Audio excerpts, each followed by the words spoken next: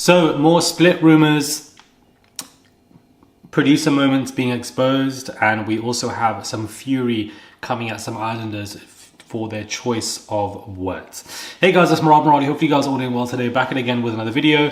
Hopefully you guys are all doing well today. I am not. I currently have this 100-degree fever right now, but you know, I am bored at home. I don't know how to rest. I really don't know how.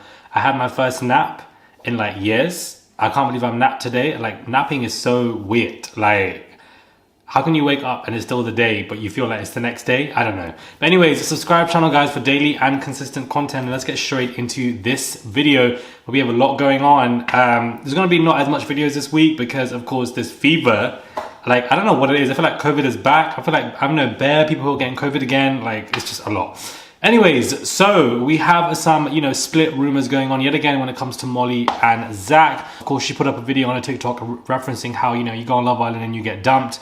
And everybody's like, well, you know, hopefully everything's okay with you and Zach. I think everything is fine. I just think that, you know, she's probably just captioned it like this just for high engagement. And I think that's probably why she's done it in that way. Speaking of engagement, I'm not one to be obsessed over numbers because I don't think it's very healthy to obsess over numbers because your obsession will not stop. However, I did expect Molly's engagement to be through the roof, but unfortunately it's not so.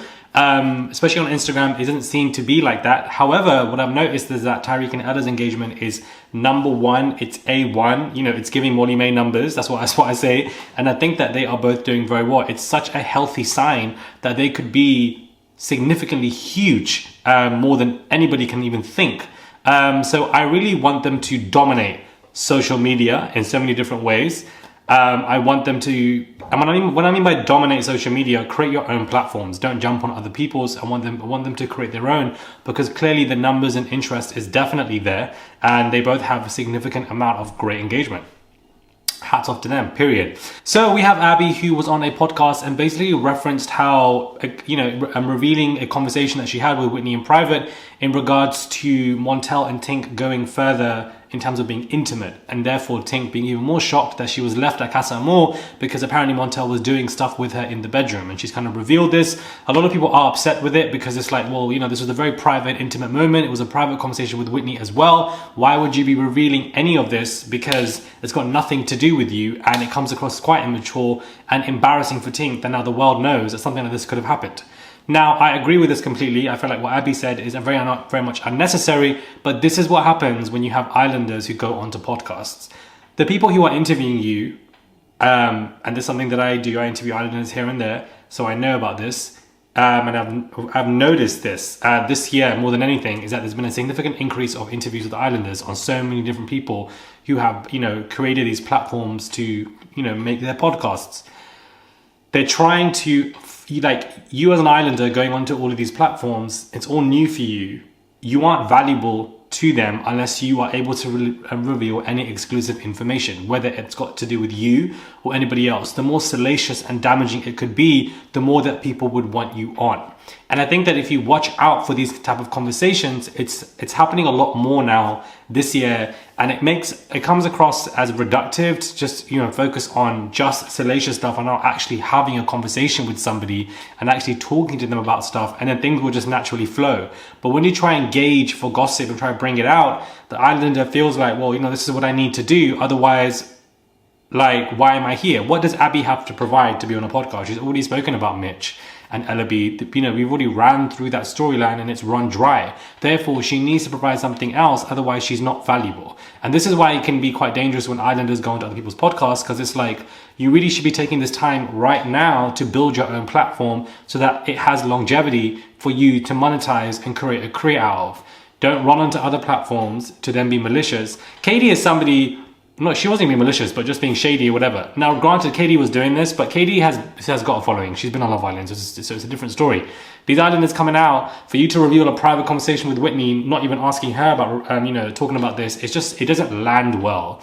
And it doesn't bode well, and it makes you look even more messy. It's very unnecessary. I feel sorry for Tink, you know, if this has come to light and if this is true, but this is basically what was implied, and a lot of people are upset about it. But I just think that a lot of interviewers, especially this year, it's very much like, give me gossip, and then whilst we're here for those conversations, everybody loves a bit of gossip, It just can make it quite reductive in the way it can be done or the way certain questions are asked. And like, I don't know. I just feel like, I don't know why she even said this. It doesn't make any sense to me. It really doesn't make any sense to me. Molly Marsh has come out to basically also expose the producers in a way by saying that, you know, a lot of key moments were refilmed, which I think that we know, but again, hearing about it over and over again irritates me that they have to reveal stuff. One particular shocking moment came when Zach knocked Katie. However, Molly has now insisted he was told to do it. No one actually saw this. Zach did peck her and wink at me, but that wasn't allowed, so we had to do it again. He was very respectful. So we had to refilm that scene and kiss her. Remember when I interviewed Billy and he said the same thing, that, you know, he did not want to kiss Gemma. He wanted to go back and kiss, you know, Danica, but producers were like, you made your choice, you know, lie in your bed. And you can't say, you can't go back to that. So, you know, that specific challenge we know is very tactical and manipulative, but the fact that scenes have to be refilmed whilst we get it is, it's a reality show. Is that really reality if we're refilming stuff? So she really went in to kind of expose that moment from producers, and it definitely is eye-opening. Chloe and Toby are in the air right now. Chloe obviously is on Celebs Go Dating, and she got emotional talking about Toby, and Toby has responded basically saying that none of that is true. The breakup didn't happen in the way that she described, basically that she is lying, and clearly things are not good between them two. But to be honest with you, I just feel like everybody's over them as a situation. They both respectively have moved on. So, you know, let's just move on from it. That's the one thing I like about Maura, and I think it's quite random, but she didn't do any of these Celebs Go Dating type of shows. She actually didn't do any of them. She didn't touch that, because I feel like you're going on shows like Celebs Go Dating to be back in the air and getting a cute check. You're not really going to date anybody or find anybody on these shows. So I noticed, you know, certain selections that some islanders make actually have profound impacts. And I think that Maura not going on any type of dating show post Love Island is a very clever move, because she really could have rinsed out the Fanny Flutters, the Maura, or whatever you want to call it, by continuously going on so many reality shows, or even going on any podcast, which she didn't do any of them in any capacity. I don't think she's ever even done a podcast. She hasn't done any of that, and she just focused on her lane. And this is what I want to see for a lot of these finale couples from this season. I don't want to see any of them running to 6 to 7 to 8 podcasts, doing a KD tour and just being messy, because I just don't think it works for their brands. It makes them look messy. People will initially enjoy it, but then they will get tired of it very quickly, and I don't think it works in the long run. Let's look for the long run. Do you understand? Molly May, yeah, she had that really bad podcast. It ignited, you know, a huge cancellation for her. She lost 300,000 followers. It was huge. It was crazy what happened, but she's learned from that, and she's not running around doing anything like that ever again.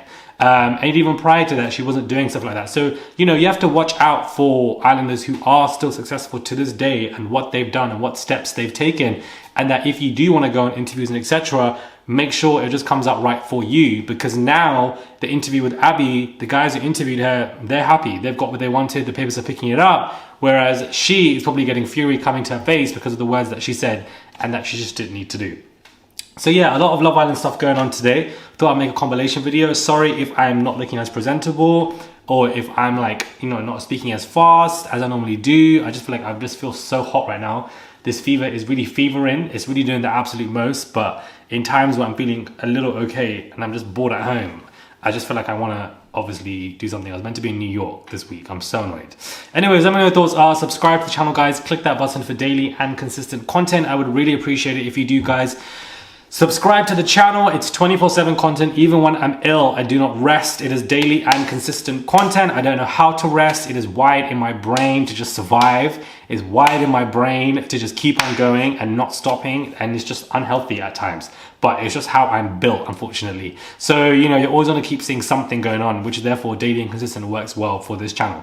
But anyways, subscribe to the channel, comment down below. I'm keen to hear your thoughts on this. If you guys agree or disagree, I'd love a conversation. And I will catch you guys soon for another video.